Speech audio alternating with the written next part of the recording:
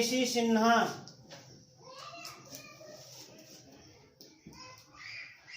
Student friends, वर्ग 9 exercise 15। पिछले class में आप लोगों को क्वेश्चन नंबर 26 तक हम बता दिए थे। आज 26 से आगे बढ़ा जाए। टाइप 3, दो तरीके से आयतन या पृष्ठ क्षेत्रफल निकालकर बराबर करने पर आधारित प्रश्न। क्वेश्चन नंबर 27 को अब देखा जाए ध्यानपूर्वक।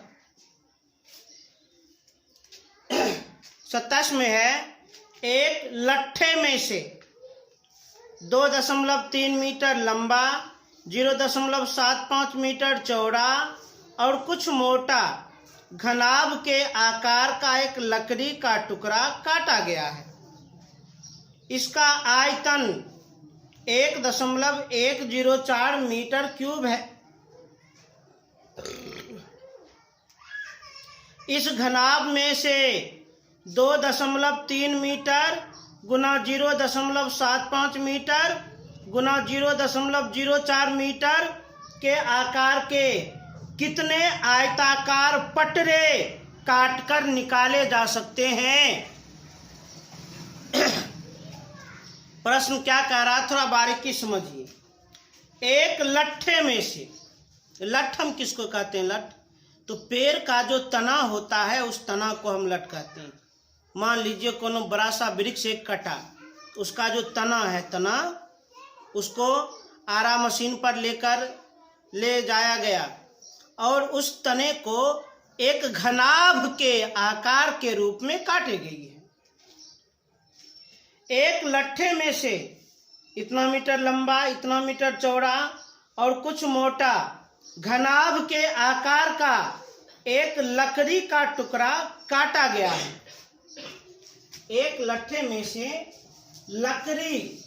लकड़ी का टुकड़ा काटा गया है। लकड़ी का टुकड़ा घनाभ के आकार का है और इसकी माप दी गई है। लंबाई 2.3 मीटर, चौड़ाई 0.75 मीटर और कुछ मोटा घनाभ के आकार का टुकड़ा काटा गया है। इसका आयतन, लकड़ी के टुकड़ा का आयतन भी दिया गया है 1.104 मीटर क्यूब। माने लकड़ी का एक टुकड़ा है, घनाभ के आकार का दिया है, लंबाई और चौड़ाई भी दिया है और लकड़ी के टुकड़ा का आयतन दिया है। आयतन इस घनाभ में से, माने लकड़ी के टुकड़े में से 2.3 मीटर गुना 0.75 मीटर गुना 0.04 मीटर के आकार के कितने आयताकार पटरे काटकर निकाले जा सकते हैं। इस लकड़ी के टुकड़ा में से आयताकार पटरे काटकर निकालना है। तो जान लीजिए, आयताकार पटरे, यह भी एक प्रकार का घनाभ होता है। आयताकार पटरे का उपयोग कहाँ होता है? बेंच और डेस्क का ऊपर वाला जो सतह है, ऊपर में जो तख्ती रहता है, वही तो हुआ आयताकार पटरे। आयताकार पटरे घनाभ के आकार का होता है। आयताकार पटरे की लंबाई है 2.3 मीटर, चौड़ाई है 0.75 मीटर और ऊंचाई है 0.04 मीटर। तो प्रश्न का कहना है, कितने आयताकार पटरे काटकर निकाले जा सकते हैं, अर्थात पटरे की संख्या बताओ। प्रश्न क्या कह रहा है, इसको सीधा सीधा समझा जाए। प्रश्न क्या कह रहा है, इसको सीधा सीधा समझा जाए। प्रश्न का कहना है, एक लकड़ी का टुकड़ा है जो घनाभ के आकार का है। लकड़ी के टुकड़ा से आयताकार पटरे काटकर निकाला जाता है, जिसका विमा दिया गया है तो कितने पटरे निकाला जा सकता है? आराम से हम बता देंगे, कोई दिक्कत नहीं होगी। तो पटरे की संख्या कैसे ज्ञात करेंगे? तो सबसे पहले लकड़ी के टुकड़े का आयतन, इसको भाग लगा देंगे एक आयताकार पटरे के आयतन से। अरे लकड़ी के टुकड़े में से ही आयताकार पटरा काटकर निकाला जाता है, तो कितने पटरे निकाले जा सकते हैं? तो पूरा टुकड़ा का आयतन निकालकर एक पटरे के आयतन से भाग लगा देंगे। लकड़ी के टुकड़े का आयतन दिया गया है 1.104 मीटर क्यूब। एक आयताकार पटरे का आयतन, आयताकार पटरा घनाभ का आयतन L गुना B गुना H, और आयताकार पटरे की तीनों विमाएं दी गई है L गुना B गुना H। तो 2.3 गुना 0.75 गुना 0.04 गुना 1 लिखेंगे तो कोई प्रभाव नहीं पड़ेगा।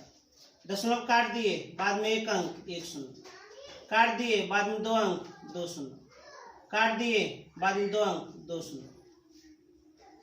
इसको भी काट देते हैं, बाद में 3 अंक, तो नीचे 3 गो शून्य। तो सबसे पहले अंतिम में से 3 शून्य और 3 शून्य कट गया। 4 कहीं 4, 25 चौके 100, 25 तिया 75,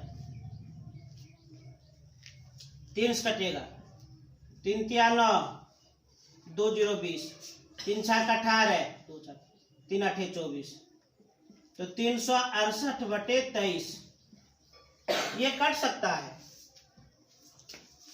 भाग लगा देते हैं 368 को 23 से, एक बार में 23, 6 में 3 घटेगा 3, 3 2 घटेगा 1, 8, 6 बार में पूरा कट गया। तो 23 से कहीं 23, 16 बार में पूरा कट गया।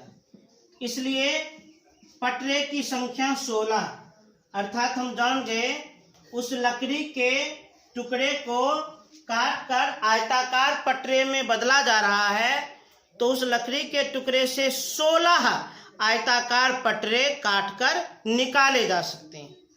तो इसे उतारा जाए।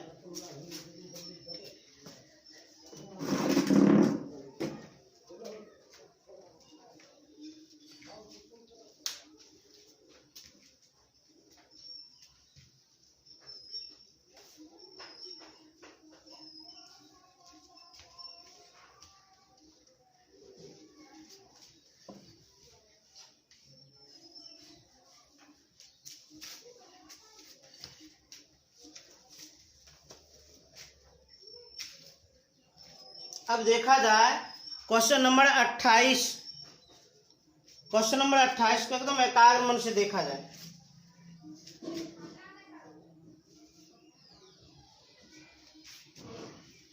एक आयताकार ठोस पिंड की लंबाई 80 सेंटीमीटर, चौड़ाई 75 सेंटीमीटर, ऊंचाई 36 सेंटीमीटर है, तो उस घन पिंड की भुजा ज्ञात करें जिसका आयतन दिए हुए ठोस के आयतन के बराबर है। क्या कहता है? एक आयताकार ठोस पिंड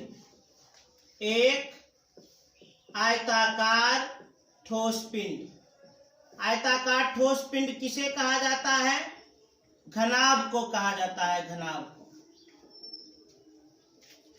एक आयताकार ठोस पिंड की लंबाई 80 सेंटीमीटर, चौड़ाई 75 सेंटीमीटर, ऊंचाई 36 सेंटीमीटर है, तो उस घन पिंड की भुजा ज्ञात करें। माने एगो घन पिंड है अर्थात घन है, उस घन पिंड की भुजा ज्ञात करें जिसका आयतन दिए हुए ठोस के आयतन के बराबर है। मतलब प्रश्न स्पष्ट रूप से कह दिया, उस घन पिंड की माने घन की भुजा ज्ञात करें जिसका आयतन दिए हुए ठोस के आयतन के बराबर है। मतलब प्रश्न स्पष्ट रूप से कह रहा है कि घन का आयतन दिए हुए ठोस के आयतन के बराबर है, अर्थात घनाभ के आयतन के बराबर है। ये कथन प्रश्न का कहना है। तो ये हो गया शर्त का उपयोग करें और इसी से बढ़ जाएं। तो घन का आयतन a क्यूब, घनाभ का आयतन L Guna B Guna H, a cube ये तो निकालना है। घनाभ का लंबाई 80 गुना चौड़ाई 75 गुना ऊंचाई 36, ये निकाल लेंगे। इधर ये घन है, उधर जाएगा तो घनमूल 80 गुना 75 गुना 36। अभाज्य गुणनखंड कर लिया जाए। 80 का 16 पचे 80, 2 दूनी 4 दूनी 8 दूनी 16 पचे 80। 75 का 25 या 75, 5 गुना 3। 36 का 9 चौक 36, 3 गुना 3 9, 2 गुना 2 4, 9 चौक 36। अब घनमूल निकालेंगे तो 3 समान संख्याओं में से एक को बाहर निकालें। दो बार इधर है, एक बार इधर है, 2 का भी समूह मिल गया। 2 गुना 1 यहाँ और 2 यहाँ, 1 2 निकाल देते हैं, गुना 5 गुना 3, 2 दूनी 4, 4 पचे 20, 20 किया 60 सेंटीमीटर। अर्थात घन की भुजा कितनी हो जाएगी? 60 सेंटीमीटर हो जाएगी। अब देखा जाए 29 नंबर। 29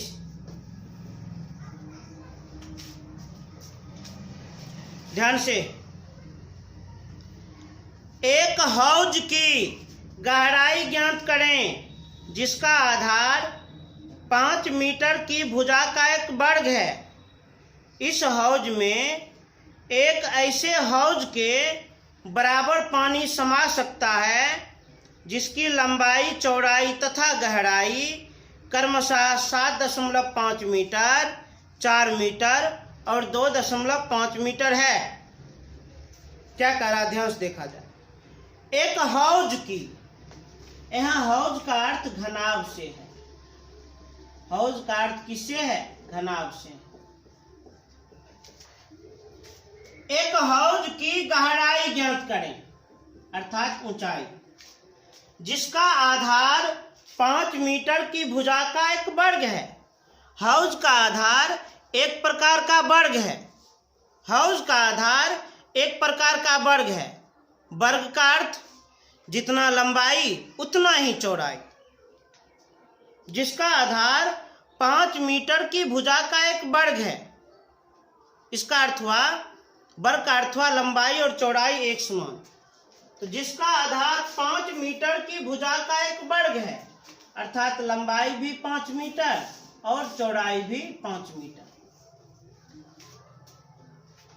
अब कहता है, इस हौज में एक ऐसे हौज के बराबर पानी समा सकता है, माने एक दूसरा भी हौज है। इस हौज में एक ऐसे हौज के बराबर पानी समा सकता है जिसकी लंबाई, चौड़ाई तथा गहराई क्रमशः 7.5 मीटर, 4 मीटर और 2.5 मीटर है। थोड़ा एक मन समझे क्या कहना है।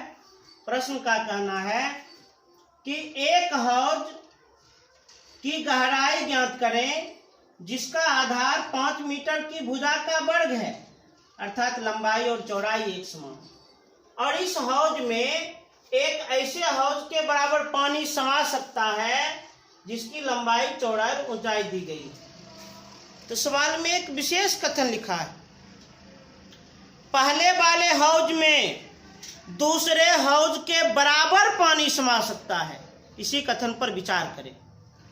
पहले वाले हौज में दूसरे हौज के बराबर पानी समा सकता है, इसका मतलब दोनों हौज में एक समान जगह है, अर्थात दोनों हौज का आयतन बराबर है।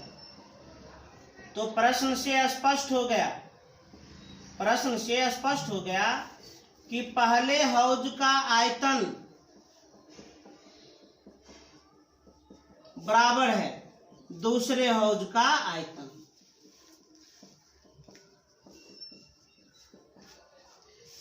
पहले हौज का आयतन फॉर्मूला L गुना B गुना H, यहां से देख करके L गुना B गुना H।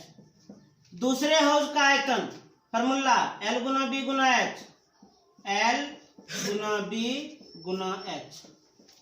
अब सरल कर देते हैं। 25H बराबर 7.5 गुना 4 गुना 2.5।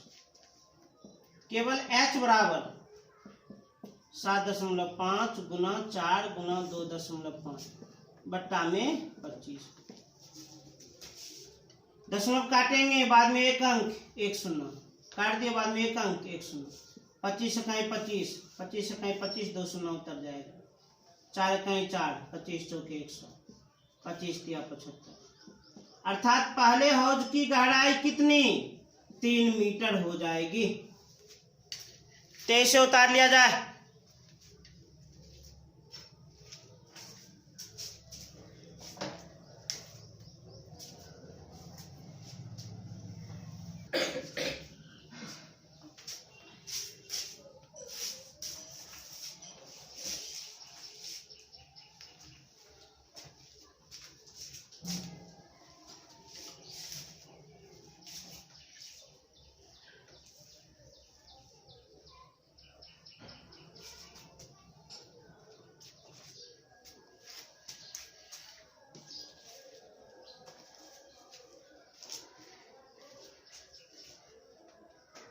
अब देखा जाए क्वेश्चन नंबर 30, बड़ा इंपॉर्टेंट प्रश्न है क्वेश्चन नंबर 30।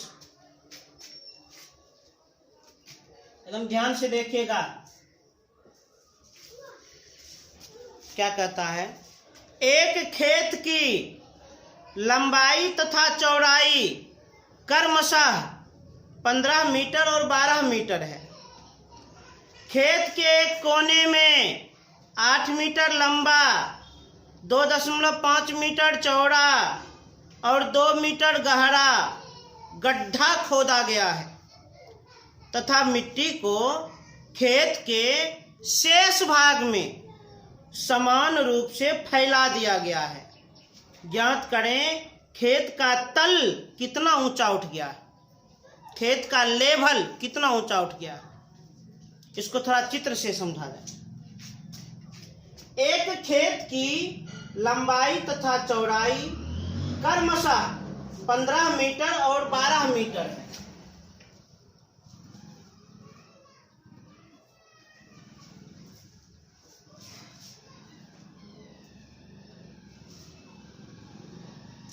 मतलब है कि खेत आयताकार है। प्रश्न का क्या कहना है? एक खेत की लंबाई तथा चौड़ाई क्रमशः 15 मीटर और 12 मीटर है। लंबाई है 15 मीटर, चौड़ाई है 12 मीटर। लंबाई 15 मीटर, चौड़ाई 12 मीटर। खेत के एक कोने में 8 मीटर लंबा, 2.5 मीटर चौड़ा और 2 मीटर गहरा गड्ढा खोदा गया है। खेत आयताकार है, 4 गो कोना है। खेत के एक कोने में जाकर एक गड्ढा खोदा गया है।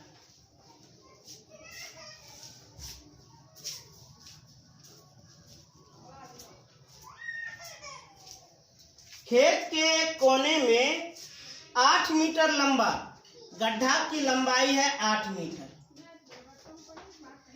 2.5 मीटर चौड़ा, गड्ढा की चौड़ाई है 2.5 मीटर और 2 मीटर गहरा, 2 मीटर गहरा गड्ढा खोदा गया।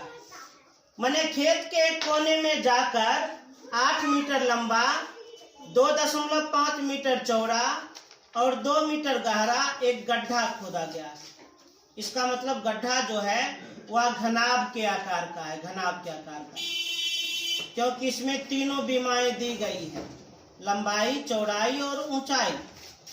और गड्ढा जो खोदा गया है इससे मिट्टी निकला होगा, और जो भी मिट्टी निकला होगा उसे खेत के बचे हुए शेष भागों में समान रूप से फैला दिया गया।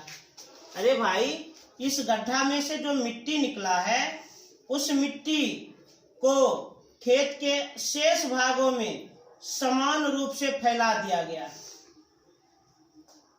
अब स्वाभाविक है, समान रूप से जब फैला देंगे तो खेत का सतह तो कुछ ऊपर उठ जाएगा। तो ही प्रश्न का कहना है खेत का सतह कितना ऊपर उठ गया है ज्ञात करें।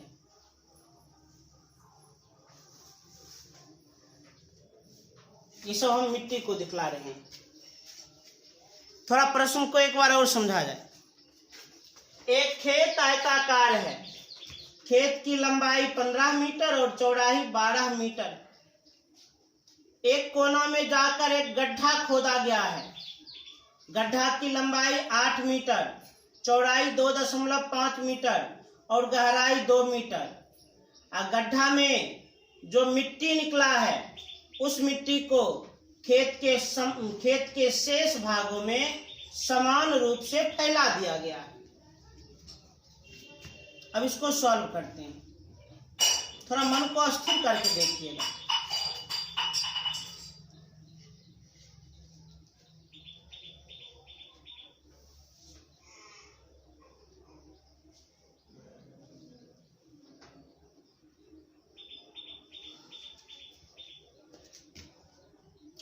सबसे पहले हम एक चीज निकाल लेते हैं। खेत के मतलब गड्ढे को छोड़कर, गड्ढे को छोड़कर खेत के शेष भाग का क्षेत्रफल,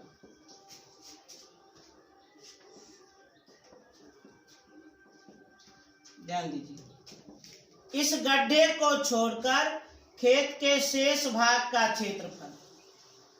तो संपूर्ण खेत का क्षेत्रफल निकाल लेते हैं और इस गड्ढे के क्षेत्रफल को हम घटा देते हैं। अरे गड्ढा तो ऊपर से आयत ही तो है। गड्ढे को छोड़कर खेत के शेष भाग का क्षेत्रफल कैसे ज्ञात करें? तो संपूर्ण खेत का क्षेत्रफल निकालकर गड्ढे के क्षेत्रफल को घटा दिया जाए। क्या करना चाहिए?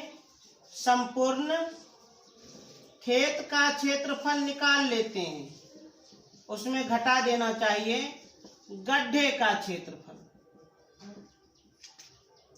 संपूर्ण खेत आयत है, आयत का क्षेत्रफल L गुना B, तो 15 गुना 12। गड्ढे का क्षेत्रफल, तो गड्ढे का ऊपर से जो सतह है वह आयताकार है, आयत का क्षेत्रफल L गुना B, तो लंबाई 8 मीटर और चौड़ाई 2.5 मीटर। 8 गुना 2.5। अब इसको सरल कर लिया जाए। दशमलव काटेंगे 10, 5 पचे 25, 5 दूना 10, 2 चौका 8, 180 या माइनस 20, 160 वर्ग मीटर। अब प्रश्न पर थोड़ा ध्यान दे, बड़ा विशेष बात है। खेत के एक कोने में एक घनाभ के आकार का गड्ढा किया गया है। गड्ढा में से जो भी मिट्टी निकला है उस मिट्टी को खेत के शेष भागों में समान रूप से फैला दिया गया है। तो सबसे पहले गड्ढा तो घनाभ है, और जब निकाले गए मिट्टी को शेष भाग में जब समान रूप से फैला देंगे तो खेत का लेवल कुछ ऊपर उठ जाएगा, जिससे उस खेत का आकार कैसा बनेगा? घनाभ बन जाएगा, घनाभ बन जाएगा। तो प्रश्न से स्पष्ट है कि गड्ढे का आयतन बराबर खेत के शेष भाग का आयतन। गड्ढा, अच्छा ये बात हम क्यों लिखें? क्योंकि गड्ढा से जो भी मिट्टी निकला है उस मिट्टी को खेत के शेष भाग में समान रूप से फैलाया गया। गड्ढा से जो भी मिट्टी निकला है उस मिट्टी को खेत के शेष भागों में समान रूप से फैलाया गया है, इसलिए हम ये कथन लिखे। तो गड्ढे का आयतन, गड्ढा हमने घनाभ का आयतन L गुना B गुना H। खेत के शेष भाग का आयतन, तो खेत का शेष भाग पहले तो एक समतल आकृति थी, परंतु मिट्टी डालने से कुछ हाइट बन गया, अर्थात खेत का शेष भाग तो घनाभ है और घनाभ का आयतन L गुना B गुना H। तो गड्ढे का आयतन, गड्ढे का लंबाई 8 गुना चौड़ाई 2.5 गुना ऊंचाई 2। खेत के शेष भाग का आयतन L गुना B माने क्षेत्रफल।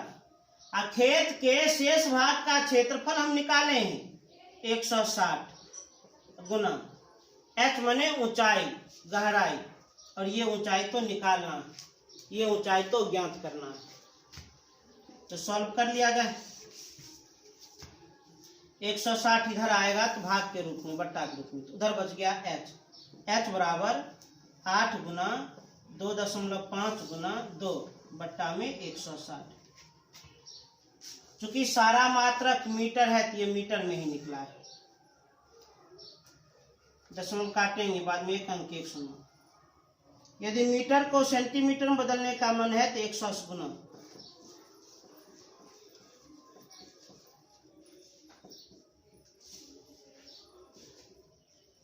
180 गुना कर देंगे, मीटर हो जाएगा सेंटीमीटर। 2 शून्य 2 शून्य कैंसिल, 8 8 गुना 16, 2 2 कैंसिल 25। तो खेत का सतह कितना ऊपर उठ जाएगा? खेत का सतह जो है वह 25 सेंटीमीटर ऊपर उठ जाएगा। खेत का लेवल 25 सेंटीमीटर ऊपर उठ जाएगा। तो इसे उतार लिया जाए।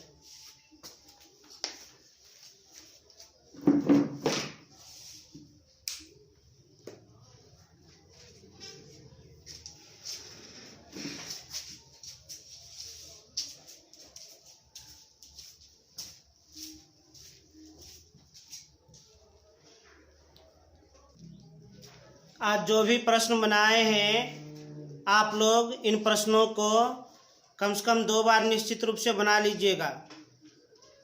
निश्चित रूप से जितना अधिक बनाइएगा उतना अधिक प्रैक्टिस मिलेगी। और उसके बाद फिर से हम कहना चाहेंगे, चैनल को सब्सक्राइब करें, लाइक करें और ज़्यादा से ज़्यादा शेयर करें। और अब आप लोग का संस्कृत क्लास भी स्टार्ट हो चुका है 9 और 10 दोनों के लिए, इसलिए आप लोग संस्कृत क्लास भी एकाग्र मन से देखिएगा। धन्यवाद।